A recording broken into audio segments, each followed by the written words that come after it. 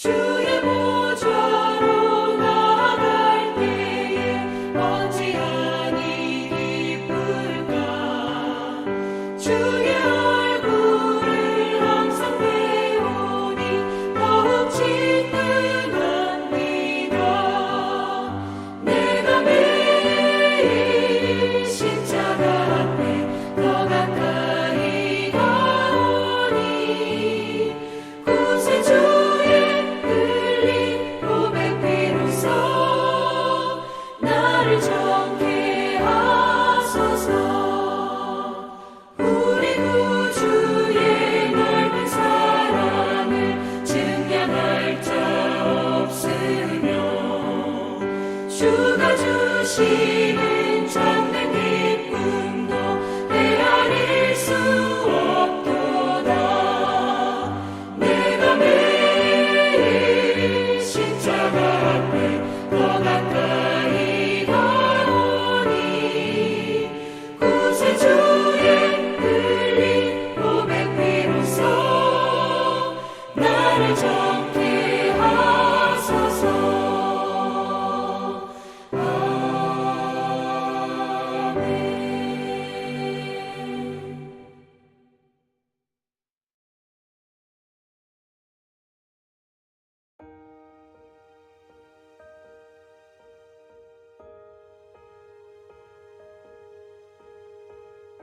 호세아의 글에도 이르기를 내가 내 백성 아닌 자를 내 백성이라 사랑하지 아니한 자를 사랑한 자라 부르리라. 너희는 내 백성이 아니라 한 그곳에서 그들이 살아계신 하나님의 아들이라 일컬음을 받으리라 함과 같으니라. 또 이사야가 이스라엘에 관하여 외치되 이스라엘 자손들의 수가 비록 바다의 모래 같을지라도 남은 자만 구원을 받으리니 주께서 땅 위에서 그 말씀을 이루고 속히 시행하시리라 하셨느니라. 또한 이사야가 미리 말한 바 만일 만군의 주께서 우리에게 씨를 남겨두지 아니하셨더라면 우리가 소돔과 같이 되고 고모라와 같았으리로다 함과 같으니라. 그런즉 우리가 무슨 말을 하리요. 의를 따르지 아니한 이방인들이 의를 얻었으니 곧 믿음에서 난 의요 의의 법을 따라간 이스라엘은 율법에 이르지 못하였으니 어찌 그러하냐. 이는 그들이 믿음을 의지하지 않고 행위를 의지함이라. 부딪힐 돌에 부딪혔느니라. 기록된 바 보라 내가 걸림돌과 거치는 바위를 시온에 두노니 그를 믿는 자는 부끄러움을 당하지 아니하리라 함과 같으니라. 오늘은 믿음으로 세워지는 하나님의 백성이라는 제목으로 로마서 9장의 말씀을 나누겠습니다. 주신 말씀을 통해 하나님의 놀라운 은혜를 누리는 복된 하루 보내시길 소망합니다. 어느 건축 현장에서 있었던 일입니다. 한 일꾼이 건물 기초를 다지던 중 모양이 일정하지 않고 못생긴 돌 하나를 발견했습니다. 그는 그것이 필요 없다고 생각하고 멀리 던져버렸습니다. 그런데 나중에 건축가가 와서 그 돌을 보고는 이렇게 말했다고 합니다. 이 돌이야말로 내가 가장 중심이 되는 자리에 두려고 준비해둔 보배로운 돌이네. 사람들에게는 쓸모없이 보였지만 건축가의 눈에는 그 어떤 돌보다도 귀중했던 것입니다. 오늘 바울은 로마서 9장을 통해 우리 인생에 있어서 가장 중요한 진리, 즉 누가 참된 하나님의 백성이며 그 백성은 어떻게 세워지는가를 선포하고 있습니다. 이에 대한 결론은 분명합니다. 혈통이 아니라 믿음, 행위가 아니라 은혜, 율법이 아니라 예수 그리스도가 참된 하나님의 백성을 세우는 기초라는 것입니다. 바울은 먼저 호세아 선지자의 말씀을 인용하면서 놀라운 진리를 말합니다. 로마서 9장 25절부터 26절까지 본문을 읽겠습니다.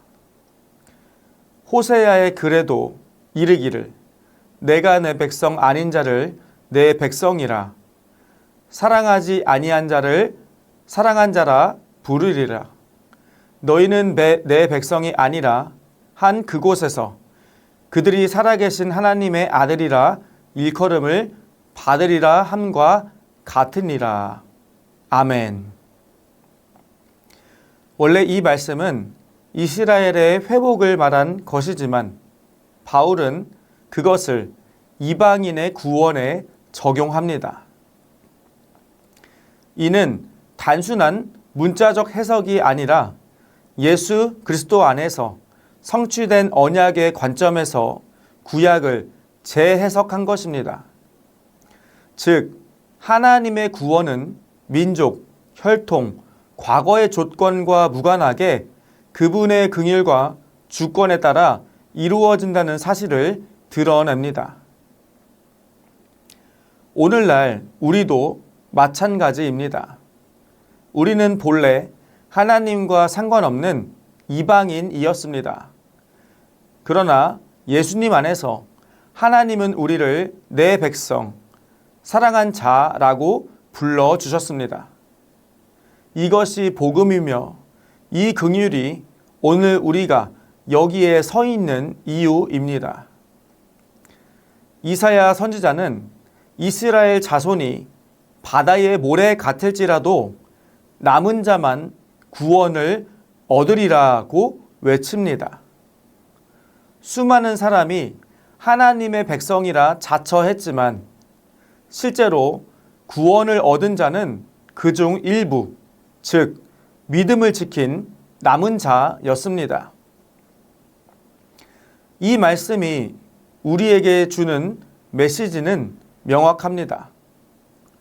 하나님의 백성이 되는 것은 외적인 조건이나 소속이 아니라 하나님 앞에서 믿음을 끝까지 지키는 자, 그 남은 자가 되는 것입니다.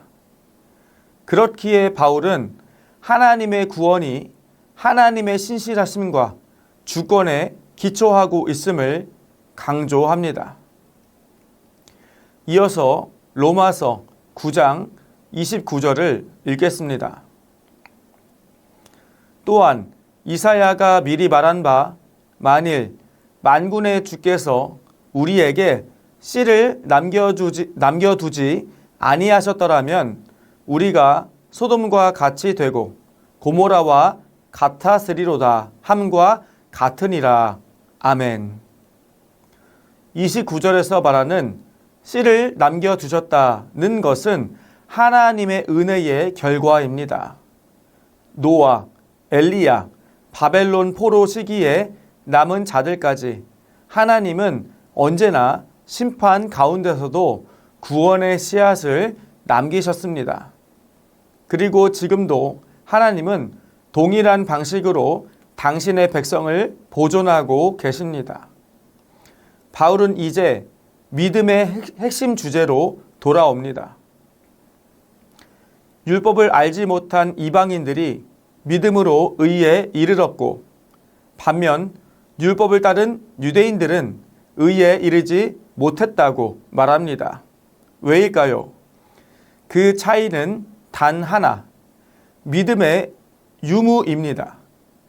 이방인들은 자신의 행위나 자격이 아닌 전적인 하나님의 은혜를 믿고 받아들였고 유대인들은 자신의 율법적 의와 노력으로 구원에 이르려 했기 때문입니다. 이것은 오늘날 우리 신앙에도 똑같이 적용됩니다. 교회에 오래 다녔는가? 직분이 있는가? 성경 지식이 많은가? 이 모든 것보다 중요한 질문은 이것입니다. 나는 지금도 오직 예수 그리스도의 은혜만을 의지하고 있는가? 바울은 마지막으로 유대인의 실패를 언급하며 이사야 말씀을 인용합니다. 로마서 9장 33절입니다. 기록된 바 보라, 내가 걸림돌과 거치는 바위를 시온에 두노니 그를 믿는 자는 부끄러움을 당하지 아니하리라 함과 같으니라. 아멘. 예수 그리스도는 누군가에게는 구원의 반석이지만 다른 누군가에게는 걸림돌이 됩니다. 그 기준은 단 하나, 믿음입니다. 예수님을 믿고 의지하는 사람에게는 그분이 집을 세우는 머릿돌이 됩니다. 하지만 자신의 의를 붙들고 자신의 종교적 열심에 기대는 자들에게는 그리스도가 오히려 걸림돌이 되어 넘어지게 합니다. 오늘날에도 마찬가지입니다. 예수님은 교회라는 공동체를 세우는 기초이시지만 동시에 그분을 거절하는 자들에게는 심판의 기준이 되십니다. 사랑하는 여러분, 오늘 우리는 로마서 9장을 통해 하나님의 백성은 행위나 혈통, 종교적 배경이 아니라 전적인 믿음으로 세워진다는 진리를 확인하였습니다. 그렇다면 오늘 우리는 어떤 믿음의 자세로 살아가야 할까요? 첫째로 긍휼을 전하는 믿음입니다. 우리는 본래 하나님의 백성이 아니었지만 은혜로 부름받은 자들입니다. 이제 우리는 그 은혜를 세상에 전해야 합니다. 어둠 가운데 있는 이방인 같은 자들에게 긍휼의 복음을 전하는 성도가 됩시다. 둘째로 인내하는 믿음입니다. 믿음의 길은 때로 좁고 험합니다. 그러나 하나님은 늘 남은 자를 통해 구원을 이루셨습니다. 시험과 환난 속에서도 믿음을 지키며 인내로 승리하는 믿음의 사람이 됩시다. 마지막으로 그리스도만 의지하는 믿음입니다. 구원은 결코 우리의 행위로 이룰 수 없습니다. 오직 예수 그리스도를 믿고 의지하는 자만이 구원의 반석 위에 세워집니다. 겸손히 그리스도를 의지합시다. 사랑하는 성도 여러분, 하나님은 지금도 새로운 백성을 세워가고 계십니다. 이방인이든 유대인이든 남자든 여자든 과거가 어떠했든 관계없이 오직 믿음을 통해 우리를 하나님의 자녀로 삼아 주십니다. 오늘 우리의 삶이 그 믿음의 증거가 되기를 소망합니다. 긍휼을 전하고 인내하며 예수 그리스도만 의지하는 성도, 그래서 날마다 믿음으로 세워지는 하나님의 백성으로 살아가시길 주님의 이름으로 축원합니다.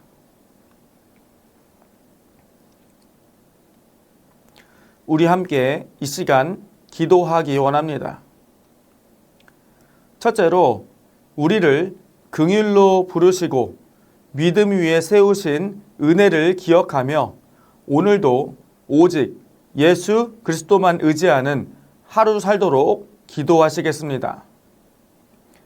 둘째로 다음 세대를 위한 새 성전 건축이 주님의 인도하심에 따라 순적하게 이루어지도록 함께 기도하시겠습니다.